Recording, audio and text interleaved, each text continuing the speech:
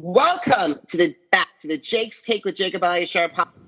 Host Jacob Elyachar, the chief content producer and writer of the Jake's Take website. Jake's Take is a pop culture website that deals with a lot of entertainment and music. And I'm very excited to welcome my next guest.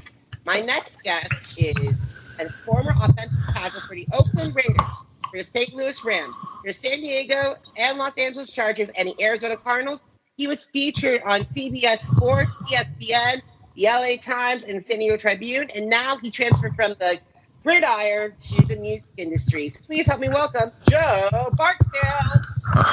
Thank you so much for having me. It's an honor to be here. I'm so happy to hear you, Joe. So let's get started. So when did you get interested in football, and how did that passion evolve into desire to pursue a career in the professional football league? It's a really long story, so I'll try to condense it.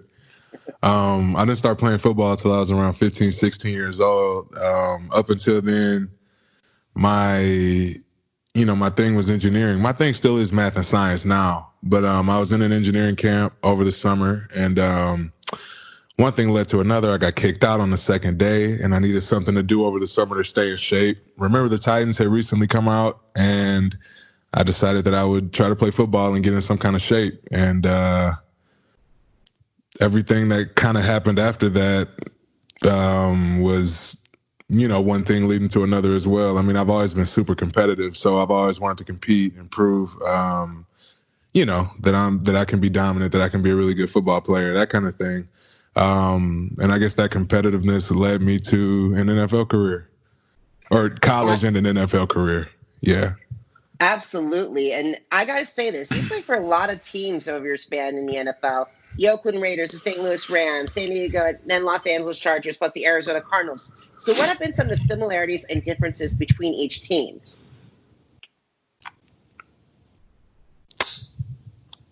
Similarities, I would say, is losing. I've never been to the playoffs. I seem to have hit all those teams at bad times, but everything happens for a reason. I would say differences are some differences are bigger, like the money that different organizations put into their facilities, their stadiums, locker rooms, player amenities, and so forth. And then some of them are smaller differences, like, a coach may like to start practice this way versus another one. So I would compare it to working in tech, but working for like 4 different tech companies.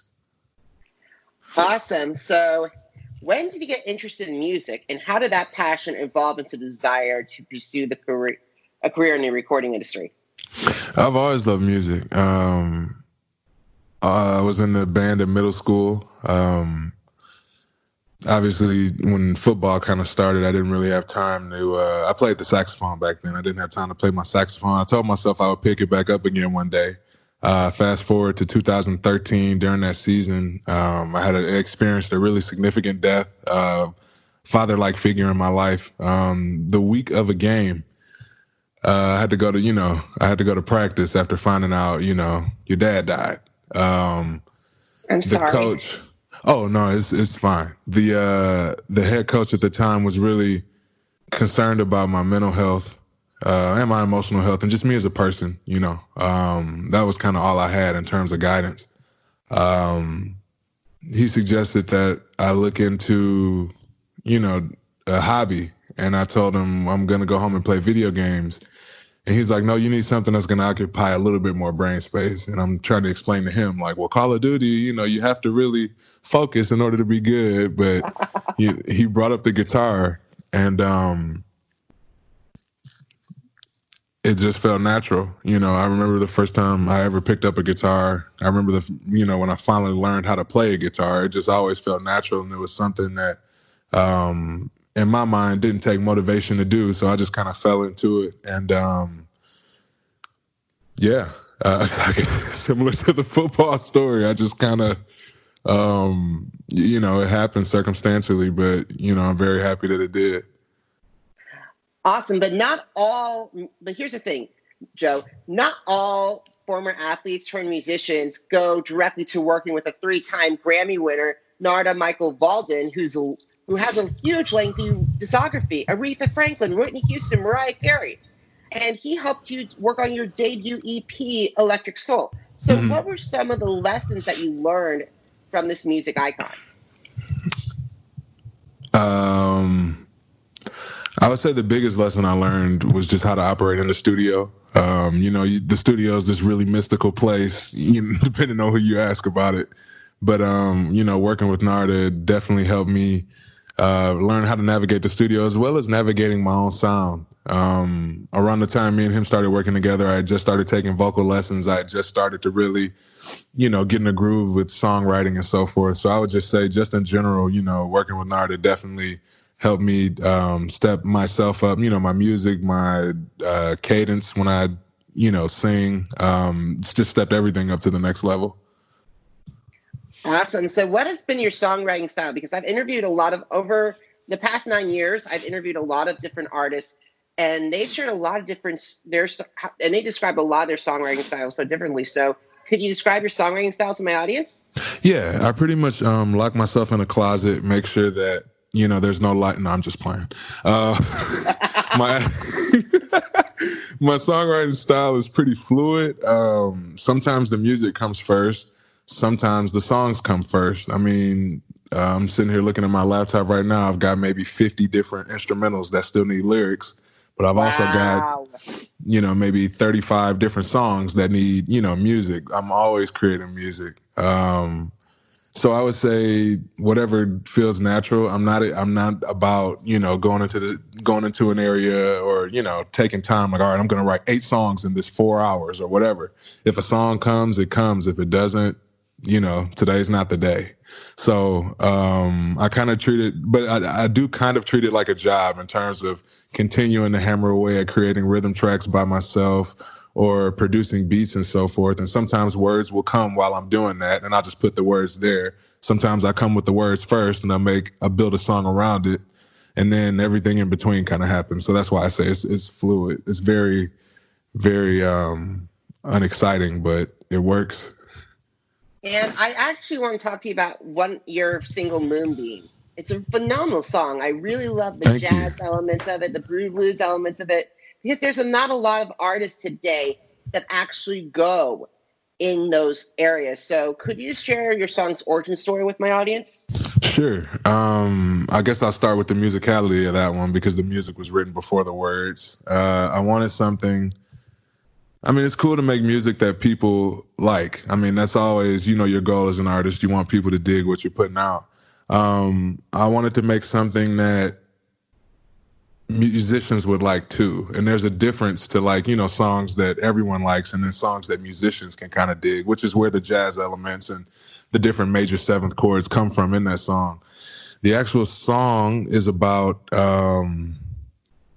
it's about the sun being out during the light of day, and it's easy to see during the day, and if we use the day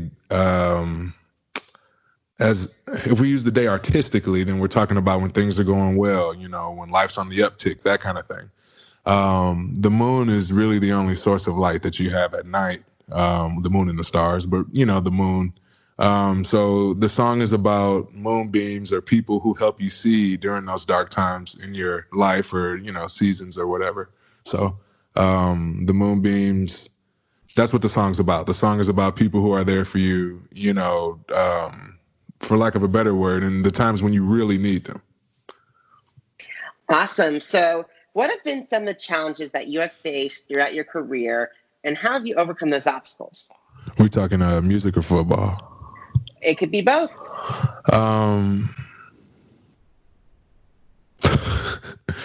I mean, the obstacle I faced the most in football was being a loser with losing organizations.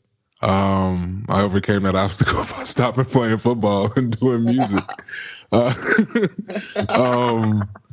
would say the biggest obstacle when it comes to music is actually being a former professional athlete, just because, and I'm very hesitant on saying it. I'm very shy. I'm never looking for the attention in a room. So, if me and you were at a party or something, you wouldn't know. But I would say, because I'm a professional athlete, and we all know that there are professional athletes that have tried to make music in the past, people assume my music sucks. you're a professional athlete, you got the money to get in the studio, no one's really working with you, you don't have any talent. That's what people assume. Funny story, shooting my music video for Danielle, the woman that played Danielle had not heard the song. But she was a football friend of mine's wife. And so, we're recording, we're starting to shoot the video, and she's like, you know what, let's just get this over with. Let's just listen to the song really quick. You can tell she was just trying to hear it so that she kind of knew what the mood of the video was, but she thought it was going to suck. And it came on, and she's like, wow, this is actually really good. This is really, So I would say that's probably the hardest thing, just getting people to take you seriously as a musician. Yeah, I heard a lot. There's a lot of different people that have said that they never underestimate people, like especially like Victor Oladipo when he went on The Masked Singer as a Jig.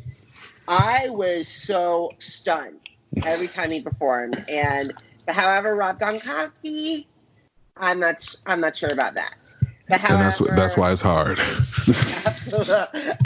So let's talk about now September 5th, which is actually 2 days after my birthday. You'll be releasing your first album, Sincerely. So what can the audience expect from this album? All right, I'll start with the bigger picture. The bigger picture of my music is there's 3 different categories that my releases from now until forever will fall into. The classic studio album, the journal entry series album, and then the R&Beats volumes of albums. R&Beats are pretty much, that's the easiest to explain. There's no words. There's just music. They're all instrumentals. I make beats, and I think that they're really good, so I'm going to release them. The journal entry series are more dedication type albums. There are originals on these albums, but they're also covers. Like there's one coming out in December this year, and it'll be dedicated to Teddy Pendergrass. And then there's the classic studio albums, which I look at as, honest, open letters to people, which is why the first one's called Sincerely. And they will continue in that vein of, having kind of signature titles, so to speak. But, it's just an open letter from me to whoever wants to listen about, the things that I want to say, how I feel, and also trying to regurgitate all of the different sounds and, musical grooves that I've grown up with and fallen in love with. So, yeah. Awesome. So have you thought of your dream collaborator list, aka singers, songwriters, and producers that you'd like to work with in the producer and how to enhance your sound? Absolutely. You just want me to start? Go ahead. All right. I would love to work with Kanye West from a production and a, songwriting standpoint. I'm just going to list people. So Kanye West, Kid Cudi, MGMT, Tyler, the Creator, Bad Bad Not Good, Bugsy Malone, Santin Dave. Now I'm talking about people from the UK. The Arctic Monkeys. Oh, sorry. Go ahead. I love that you have a lot of different people from all these different places around the world, not just U.S.-based artists, because there's a lot of people that I talk with that are basically U.S. artists. Sorry. But no problem. Basically, I love hearing your list and combining both international. Okay. Adele, Sam Smith, of course, Ed Sheeran, John Mayer, Gary Clark Jr., John Legend, Jimi Hendrix, if the family still has any more recordings. It's a very long list. Metro Boomin, but yeah, it's a very long list. But here's the thing. Those are really good. A lot. I could see you, after listening to you, I could actually see you work with all these different people. Mm-hmm. Yeah, I guess that's, one of the benefits of having the, life I've had so far. I've been a lot of different places. I've been able to absorb a lot of different music, and that's, it's been great. Awesome. So let's talk about social media. Okay. What have been some of your favorite social media platforms like Facebook, TikTok, Instagram, and why do they stand out? My favorite social media platform is probably Instagram. I would say it stands out because it's one of the easiest to use and it's not as toxic as Twitter. I know Twitter is really easy to use too, but sometimes Twitter can get toxic. I also think that there's an artistic element to Instagram because you need to have like a photo or a video. So I would say Instagram is my favorite. I agree too. I was just talking to my friend Brandon and we were talking about why I don't use Snapchat a lot is because I use a lot. I'm more of an Instagram person. Mm-hmm. And I rather see my video, all my stuff go that tells the story of me and not waste and not be gone for 24 hours. Right. I'm with you. I'm with you 100%. All right. So this is the second to last question. If you had the opportunity to speak with former athletes who want to work in the music industry, what advice would you share with them? Find somebody that's going to tell you the truth. It's really hard to be in that kind of position and find someone that's not going to be afraid to tell you the truth, but that's really what you need to hear. And I think that's as nicely as I can put it. There's a lot of people doing a lot of things that they shouldn't be doing. You know, there's bad people in every job. And I don't know, I would say they need to find someone that's going to tell them the truth. I agree. You cannot have a lot of yes men around you. Correct, because that's just the worst. And then by the time you realize it's way too late, so. I totally agree. So, all right, Joe, where can my audience find you? www.josephbarksdale.com is probably the easiest way to go because, there's all the links to the social media, there's the music, it's a landing page. So www.josephbarksdale.com or JBDALE72 on Instagram. Awesome. All righty, guys. If you want to listen to more interviews like the ones with Joe on the Jake's Take with Jacob Elyachar podcast, head to Apple Podcasts, Google Podcasts, Spotify, and Spreaker. Once again, the Jake's Take with Jacob Elyachar podcast, JACOBELYACHAR. Also, you can connect with me on Facebook, Instagram, Twitter, and YouTube at Jacob Elyachar, JACOBELYACHAR. Once again, JACOBELYACHAR. And finally, to read more interviews, including my music reviews that does feature Joe Barksdale's Moonbeam, head to jakestake.com. Once again, it's jakes-take.com. Joe, thank you so much for coming. I really appreciate taking time out of your schedule to talk to me. Oh, no problem. Thank you for having me. The pleasure's been all mine. All righty, guys. Have a fantastic day. Bye.